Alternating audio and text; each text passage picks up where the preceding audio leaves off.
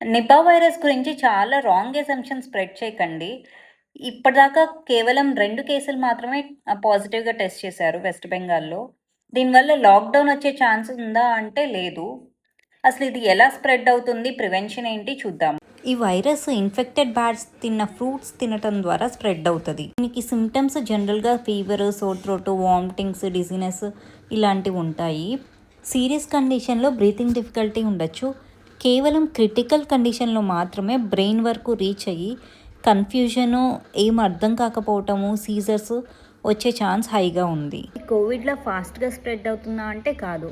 ఇది కోవిడ్‌లా airborne infection కాదు. అంటే ఒక రూమ్‌లో ఒకళ్ళు దగ్గితే అక్కడున్న 100 మందికి స్ప్రెడ్ అవ్వదు.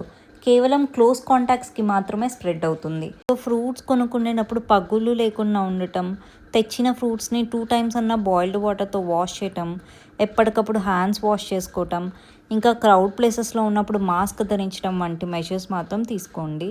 ఇంకా డేట్ పామ్ సూప్ ఎవరైనా తాగుతుంటే అవాయిడ్ చేయటం మంచిది. దీనికి 75% మోర్టాలిటీ రేట్ ఎక్కువ. సో మనం తీసుకోవాల్సిన జాగ్రత్తలు మనం తీసుకుంటూ మన ఇమ్యూనిటీని బూస్ట్ చేసుకుంటే ఈ వైరస్ని అవాయిడ్ చేయటం తేలిక.